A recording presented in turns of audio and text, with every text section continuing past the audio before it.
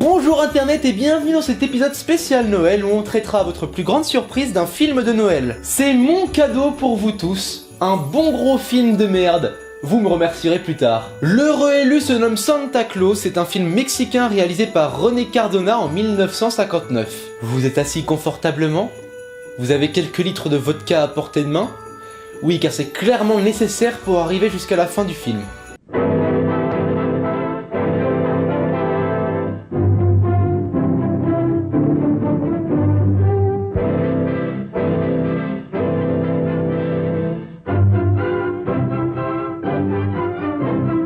Pour commencer, nous avons le droit à un générique d'ouverture vintage couvert d'une petite chansonnette créant ainsi une certaine aura de Noël, qui est ma foi non déplaisante. Ces quelques minutes vont faire naître en nous de l'espoir, et comme d'habitude, le retour à la réalité va être brutal. En effet, la légende du gros monsieur rouge va être complètement torpillée. Papa, tu peux me raconter l'histoire du Père Noël? Bien sûr, mon fiston.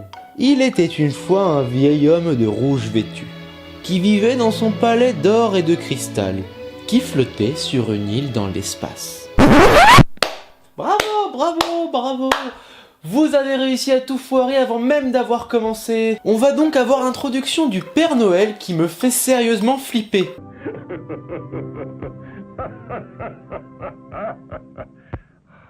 Il rigole comme Jabba le Hutt sans déconner.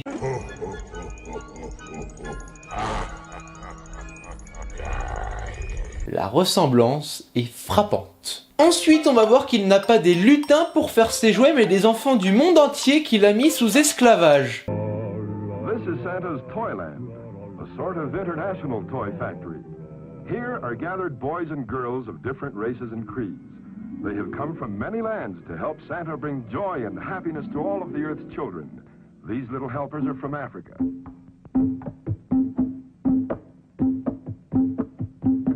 Alors oui, ces enfants sont censés représenter l'Afrique. Il ne faut pas juger, il faut se remettre dans le contexte, on est en 1959 quand même. Moi je trouve ça très représentatif. Alors là non, je ne veux pas d'ennui, tu la fermes. Tous ces esclaves, Papa Noël les contrôle avec son piano et va nous faire une petite présentation de chacun des peuples qu'il possède dans sa collection. Chacun leur tour vont avoir le droit de nous présenter un bout de leur culture via des chansons.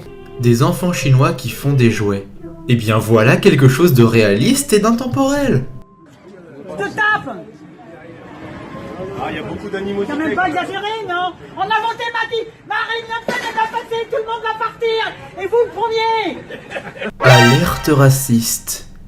Le racisme, c'est pas bien. La France apparaît et là on se dit mais quelle chanson pour nous représenter? Headed by Yvette and Pierre. Le pont d'Avignon. Sérieusement? Et puis c'est quoi ces poupées flippantes? Enfin, après une présentation de 8 minutes de chaque pays du monde, avec un ramassis de stéréotypes dignes d'une discussion avec un fermier de l'Arkansas, et d'un Père Noël hilar en voyant ses esclaves à la tâche,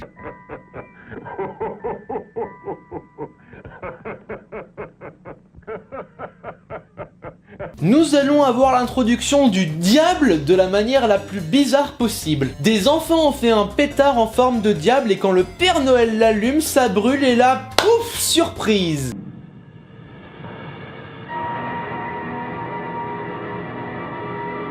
Je ne savais pas que le diable était une danseuse étoile. Ça tue un petit peu son côté diabolique quand même, hein. Ah non, j'oubliais, il y a du feu et des explosions. Ouh, méchant. Je suis méchant. Je suis le méchant. Wouh. Wouh. Regardez mes positions diaboliques. Ouh, la méchanceté. Oh, j'ai peur. Je suis une gentille. Et je suis poursuivie par un méchant. Je suis le méchant et je veux tuer la gentille. Bon là voilà qu'ils sont 4000, ça part sur une grosse rapta d'enfer.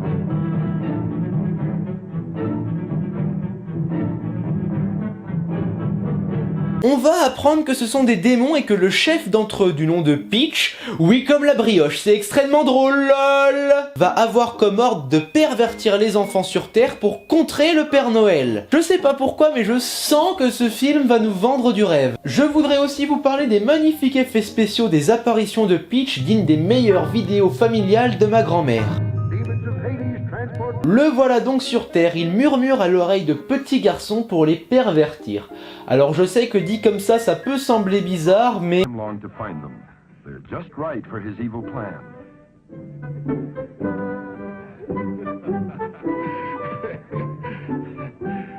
Mais c'est clairement bizarre en fait. Un des enfants corrompus va jeter un caillou sur un jouet et pour une raison inconnue ça va toucher le Père Noël qui vit dans l'espace.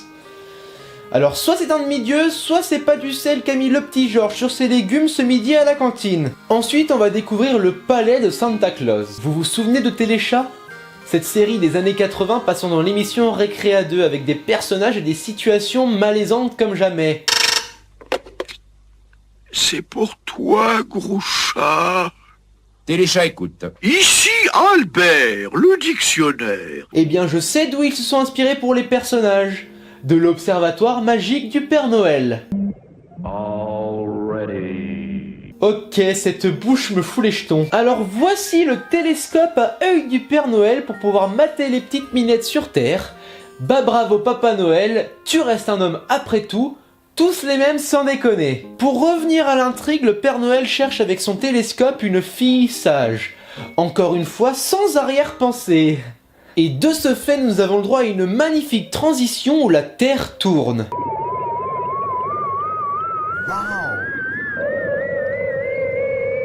Nous allons avoir la présentation d'une petite fille qui est tentée de voler une poupée.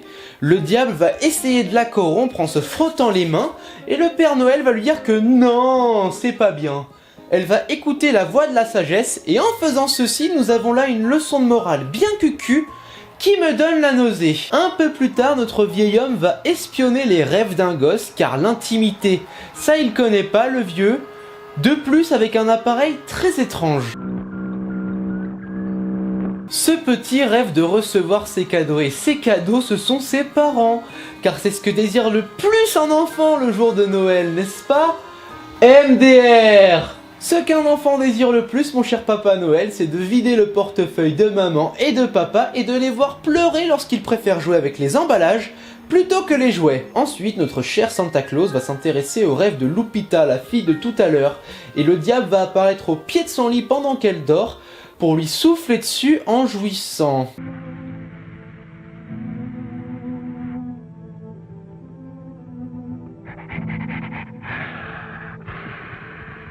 Ce film devrait être illégal. Et il s'avère que tout ça a une explication logique. Le diable, en lui soufflant dessus, rentre dans ses rêves. Ces rêves qui sont d'ailleurs bien réalisés, on a de la fumée au sol, c'est plutôt joli, on comprend la chose, c'est bien. Même s'il y a des poupées qui dansent et veulent qu'elles volent. Mais la petite Lupita ne va pas se laisser démolir et ne veut pas être diabolique. On a encore là une leçon de morale bien mielleuse comme on les aime. Plus le film passe, plus je me rends compte que c'est un vrai nid à clichés.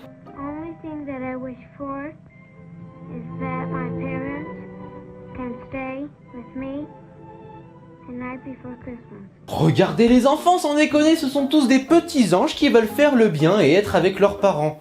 Moi quand je vais dans ma rue, les gosses, ils se cassent des jambes entre eux pour rigoler.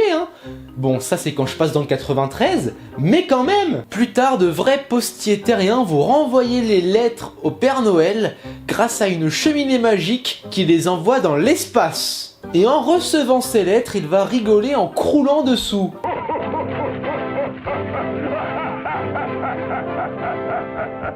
Wonderful!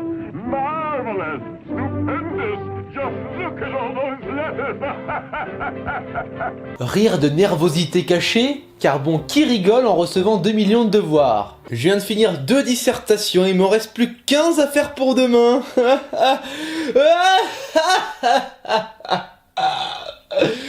Tuez-moi. Ah, let's see now. Il va lire la lettre d'un enfant. Trop chou. My dear Santa Claus, this year I have behaved very well. I have been obedient and have studied very much. For that reason, please try to bring me these toys.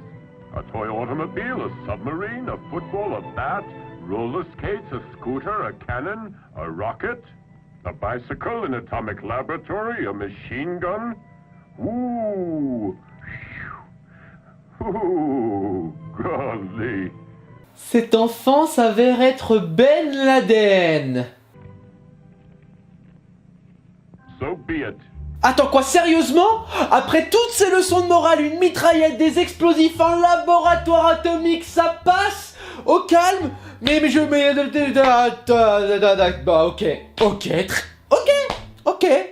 Eh bien moi, petit Papa Noël, ce que je voudrais, c'est que tous les humains du monde crèvent dans d'atroces souffrances. So be it. Un autre enfant va lui demander un petit frère, et moi ce que j'aime par-dessus tout, c'est sa réaction. Dear Santa Claus, please bring me a little brother.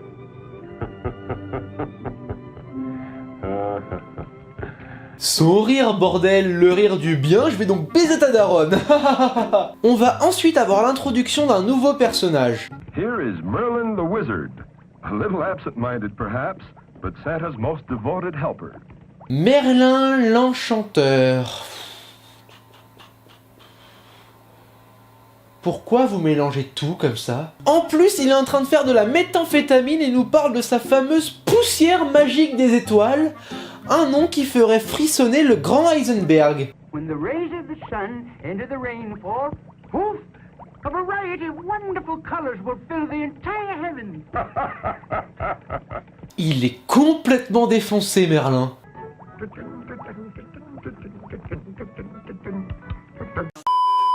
Here you have it, smell it, and you disappear. Donc il va sniffer une fleur pour le rendre invisible pendant sa distribution. Je suis désolé mais les connotations à la drogue sont bien trop élevées. Le Père Noël est en fait un dealer. Tout s'explique.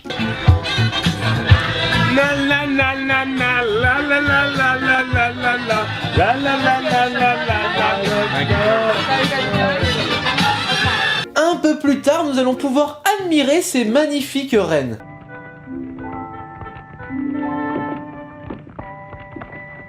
C'est quoi ces choses et c'est quoi ce bruitage pour le rire? On dirait un chat muté avec un singe. Et vous avez vu comment il est fait? C'est laid! Alors je sais qu'on est en 1959, mais bon, la même année sortait Voyage au centre de la Terre avec James Mason. Et encore aujourd'hui, les effets spéciaux n'ont pas trop vieilli. Le film avait même été nominé aux Oscars pour ses effets extraordinaires. Donc le fait que ce soit vieux n'est pas une excuse valable. Je sais pas si vous avez remarqué, mais on est déjà à plus de la moitié du film et il ne s'est encore rien réellement passé. Genre si on me demanderait de résumer ce début de film, je dirais juste bah le Père Noël espionne des gosses et le diable veut les corrompre.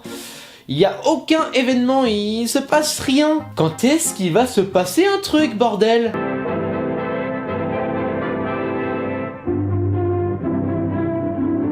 Ah bah voilà, il vient sur Terre! Enfin, un truc va arriver! Ho ho ho, je viens niquer des mers. Donc il atterrit à Mexico et va commencer sa distribution de jouets.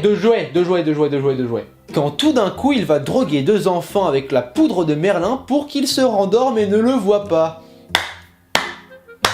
Très pro Santa Claus. Un peu après, on va avoir une série de gags pas drôles entre Peach et Santa. Uh-oh, he's all right, but that was close. Oh my goodness. Haha, trop drôle, il essaye de lui brûler les fesses.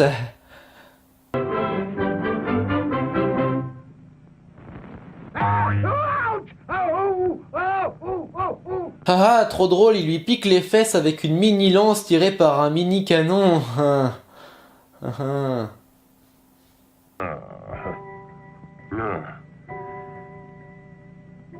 Of course I love you, Sonny. Est-ce qu'on en parle de cette scène vraiment chelou? Non, vous avez raison, il ne vaut mieux pas. Bolla! C'est quoi ce déplacement du turfu que tu viens de nous faire, Peach? Notre Peach préféré au chocolat va faire un trou dans le sac à poudre magique de Santa. Il ne pourra ainsi plus droguer les enfants. C'est qui le diable dans l'histoire en fait? Le Père Noël va aussi perdre sa fleur d'invisibilité, le rendant ainsi vulnérable. Notre démon préféré va lancer un chien enragé pour bouffer Santa, qui va se cacher du coup dans un arbre. Peach va essayer de réveiller tout le quartier pour qu'il voit le Père Noël dans cette position embarrassante, et il va en plus leur murmurer qu'il est dangereux. Certains vont vouloir se défendre et oh là! C'est vrai que tout le monde possède un revolver dans sa table de nuit. Ah là là, c'est mexicain. Tous ces gens réveillés vont appeler le SAMU et les flics pour dire qu'il y a un fou dans l'arbre qui veut les tuer, et Merlin va ainsi sauver Santa en lui disant d'utiliser un jouet en forme de chat pour dissuader le chien. Bon conseil Merlin, ça c'est du conseil vraiment de qualité. Pour finir, Santa s'échappe et va chez Lupita pour lui donner un cadeau. Il ne doit laisser tomber personne et surtout elle qui est pauvre. Il lui a laissé une poupée et tout est bien qui finit bien. C'est sincèrement trop mielleux pour moi. La musique, la morale, les dialogues, les scripts, les personnages, tout est trop cucu et donc tout me saoule. Je pense que pour résumer ce film, 4 mots feront l'affaire. Je vais pas m'emmerder à faire une dissertation de 20 pages pour un film qui n'a même pas pris la peine d'avoir une vraie intrigue. Les 4 mots sont cucu, malsain, ennuyeux, stéréotype. Je me suis donc intéressé à la filmographie de René Cardona et j'ai remarqué qu'il avait réalisé énormément de films et que sa seule récompense ait été au Golden Gate Award du meilleur film familial international au Festival international de films de San Francisco pour Santa Claus. Ça ne choque que moi que sa seule récompense ait été pour ce navet? Que ce navet ait reçu une récompense? Et voilà, c'est la fin de cette vidéo. Je vous souhaite à tous de bonnes fêtes et j'espère que vous aurez de bons films au pied de votre sapin. Likez et partagez si vous avez aimé. N'hésitez pas à me suggérer des mauvais films en commentaire si vous en avez. Et je vous dis à très bientôt pour affronter de nouveaux étrons.